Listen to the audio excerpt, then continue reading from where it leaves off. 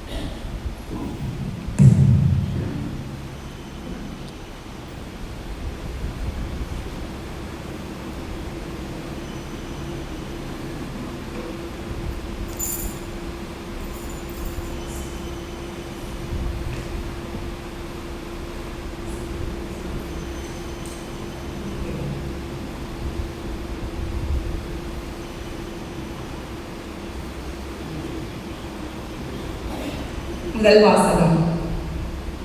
வாழ்வோருக்கும் இறந்தோருக்கும் நடுவராக கடவுளால் குறிக்கப்பட்டவர் இயேசுவே. திருத்தூதர் பணிகள் நூலிலிருந்து வாசகம். அந்நாட்களில் பேதுரு பேசத் தொடங்கி, கடவுள் ஆள் பார்த்து செயல்படுவதில்லை என்பதை நான் உண்மையாகவே உணர்கிறேன். எல்லா இனத்தவரிலும் அவருக்கு அஞ்சி நடந்து நேர்மையாக செயல்படுபவரே அவருக்கு ஏற்புடையவர். இயேசு கிறிஸ்து வாயிலாக அமைதி உண்டு என்னும் நற்செய்தியை அவர் இஸ்ரேல் மக்களுக்கு அனுப்பினார். அவரே அனைவருக்கும் ஆண்டவர். மேலும் வாழ்வோருக்காகவும் இறந்தோருக்கும் நடுவராக கடவுளால் குறிக்கப்பட்டவர் இயேசுதான் என்று மக்களுக்கு பறைசாற்றவும் சான்று பகரவும் அவர் எங்களுக்கு கட்டளையிட்டார். அவரிடம் நம்பிக்கை கொள்ளும் அனைவரும் அவரது பெயரால் பாவ மன்னிப்பு பெறுவர் என்று இறைவாக்கினர் அனைவரும் அவரை குறித்து சான்று பெறுகின்றனர் என்றார். இது ஆண்டவர் வழங்கும் அருள்வாக்கு.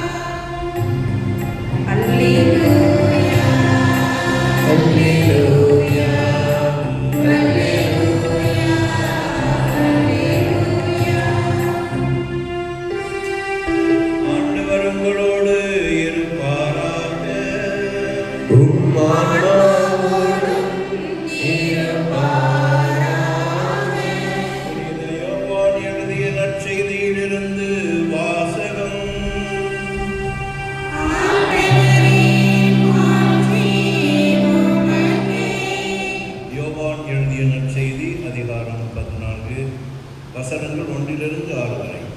அக்காலத்தில் இயேசு தம் சீடர்களிடம், நீங்கள் உள்ளம் கலங்க வேண்டாம், கடவுளிடம் நம்பிக்கை கொள்ளுங்கள், என்னிடமும் நம்பிக்கை கொள்ளுங்கள். என் தந்தை வாழும் இடத்தில் உறைவிடங்கள் பல உள்ளன. அப்படி இல்லையெனில் உங்களுக்கு இடம் ஏற்பாடு செய்ய போகிறேன் என்று சொல்லியிருப்பேனா? நான் போய் உங்களுக்கு இடம் ஏற்பாடு செய்தவன் திரும்பி வந்து உங்களை என்னிடம் அழைத்துக் கொள்வேன். அப்போது நான் இருக்கும் இடத்திலேயே நீங்களும் இருப்பீர்கள். நான் போகும் இடத்திற்கு வழி உங்களுக்கு தெரியும் என்றார். தோமா அவரிடம், ஆண்டவரே, நீர் எங்கே போகிறீர் என்றே எங்களுக்கு தெரியாது. அப்படி இருக்க நீர் போகும் இடத்துக்கான வழியை நாங்கள் எப்படி தெரிந்து கொள்ள இயலும் என்றார். இயேசு அவரிடம், வழியும் உண்மையும் வாழ்வும் நானே. என் வழியாய் அன்றி எவரும் தந்தையிடம் வருவதில்லை என்றார்.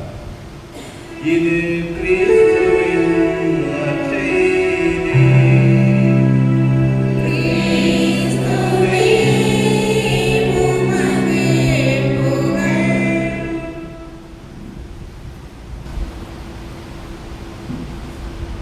கோடி கோடியாய் கொடுத்தாலும் நீ தந்த அன்பு கிடைத்திடுமா? ரத்தத்தை நான் தந்தாலுமே உன் தியாகத்துக்கு ஈடாகுமா? நான் பட்ட கடன் தீர்ப்பேன் என்றால் ஒரு ஜென்மம் போதாதமா? நடமாடும் கோயில் நீதானே. அன்பு சகோதர சகோதரிகளே, இன்று நாம் இறைவனின் சந்நிதியில் ஒன்று கூடி எங்கள் அன்பு தாயின் நினைவை இந்த திருப்பலியின் மூலமாக ஜெபித்து அவருடைய ஆத்மா சாந்தி அடைய கூடியிருக்கின்றோம். இந்த நேரத்திலே நம் இதயங்கள் துயரத்தில் இருந்தாலும் வெற்றிடமாக இருந்தாலும் அதே நேரத்திலே நன்றி கூறவும் கடமைப்பட்டிருக்கிறோம். ஆண்டவராக இயேசு என்னுடைய தாய் அவர்களுக்கு 82 ஆண்டுகள் இந்த 6வது மாதமான ஜூன் மாதத்திலே 6ஆம் நாள் தன்னுடைய பிறப்பு விழாவை கொண்டாடுகிறார்கள். அவர் மற்றும் அனைத்து நன்மைகளையும் ஆசீர்வாதங்களையும் அவர் உயிரோடு இந்த நாட்களிலே கொடுத்ததற்கும், ஒரு நல்ல குடும்பத்திலே மனைவியாக தாயாக எடுத்துக்காட்டாக வாழ்ந்து எங்கள் அனைவருக்கும் நல்ல ஞானத்தையும் பக்தியையும் ஊட்டி வளர்த்து எங்களை ஆளாக்கி எங்களை பார்த்து மகிழ்ந்து 3 தலைமுறைகளை பார்த்து மகிழ்ந்து ஒரு தாய் விண்ணை நோக்கி சென்றிருக்கிறார் என்று சொன்னால் அது கடவுளின் ஆசீர்வாதத்தினால் மட்டுமே. அம்மா என்று சொல்கின்ற பொழுது அது ஒரு உறவு மட்டுமல்ல, மாறாக அது இறைவனின் அன்பின் உயிரோட்டமான உருவம். ஒரு தாய் இந்த உலகத்தை விட்டு போகும்போது பல பொருட்களை, நகை, வீடு, சொத்து, சுகம் இவைகளை விட்டு சென்றிருக்கலாம். ஆனால் இவையெல்லாம் ஒரு தாயினுடைய அன்பிற்கு ஈடாகும். நம் இதயம் உணர்கிறது. அவள் விட்டு சென்ற மிகப்பெரிய செல்வம் பொருட்கள் அல்ல. பொருட்கள் வரும் போகும். ஆனால் அவர் செய்த அன்பு, தியாகம், பாசம், நம்பிக்கை இவைகள்தான் அவருடைய அடையாளம். தந்தை மறைந்தாலும் தாய் மறைந்தாலும் அவர்கள் பெயர் நிற்க வேண்டும். ஊசி தொடுவதற்கு முன்பாக ஒருவர் பேசிக்கொண்டிருந்தார்.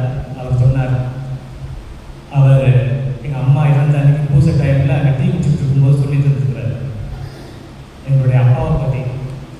அவர் ரொம்ப பெருமையாக சொன்னாராம், டீ கடைக்காரர்.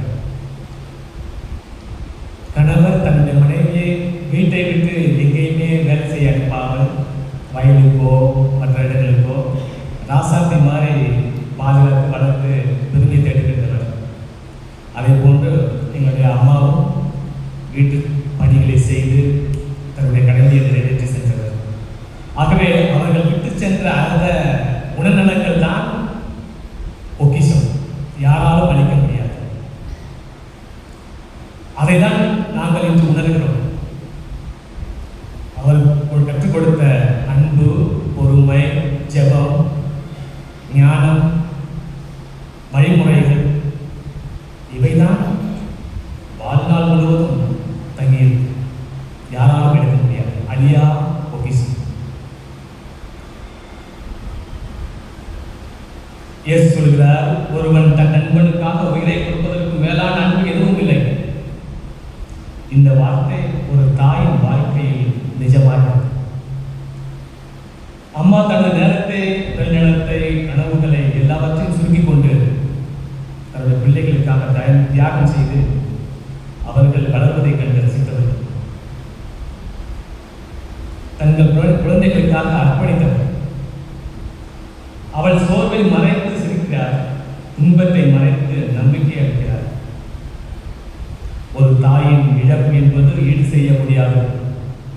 ஆனால் ஒரு கிறிஸ்தவராக மரணம் என்பது முடிவல்ல, அது நித்திய வாழ்வின் தொடக்கம் என்ற நம்பிக்கையில் நாம் இந்த திருப்படியிலே பங்கு கொண்டிருக்கிறோம்.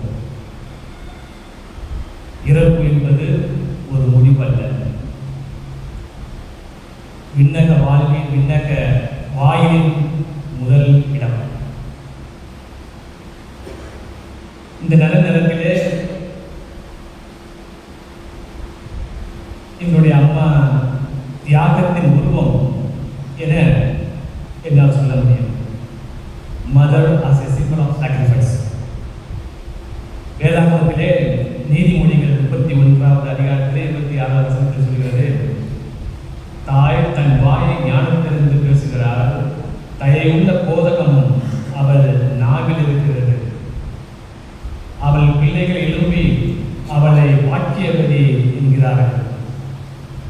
நமது அம்மாவின் வாழ்க்கை இத்தகைய தியாகத்தால் ஆனது.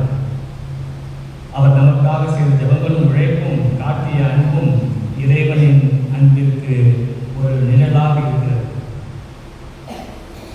இந்த நேரத்தில் தான் இயேசு கிறிஸ்து நமக்கு ஒரு ஆறுதலாக சொல்கிறார்.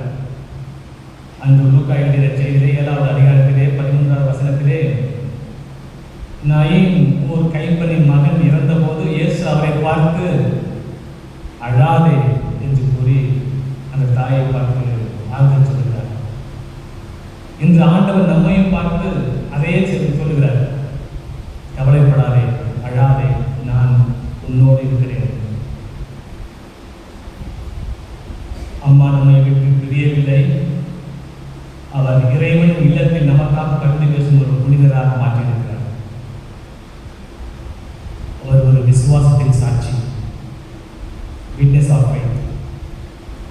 ஒரு தாயின் மிகப்பெரிய சொத்து அவர் தன் பிள்ளைகளுக்கு விட்டு செல்லும் விசுவாசம். தீமோத்தேயு அவருடைய விசுவாசத்திற்கு அவருடைய தாயும் தன்னுடைய பாட்டியும் காரணமாக இருந்தார். அவருடைய ஜெபங்கள்,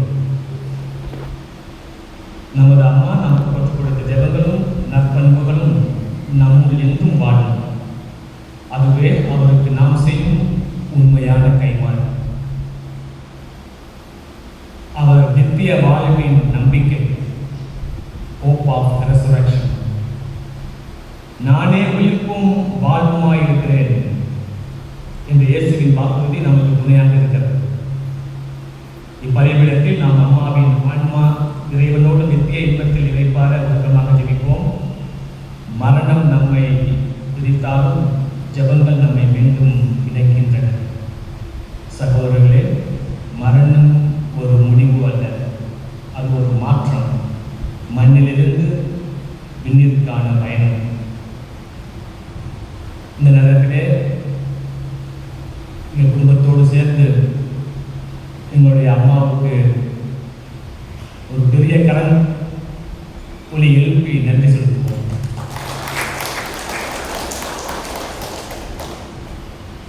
அன்பு தாயே, உமது அன்பிற்காக நன்றி. உமது ஆன்மா இறைவனின் திருவடியில் இளைப்பாறட்டும். கர்த்தாவே, எங்கள் தாயின் ஆத்மாவை உமது சமாதானத்தில் ஏற்றுக்கொள்ளும். அவள் எங்களுக்கு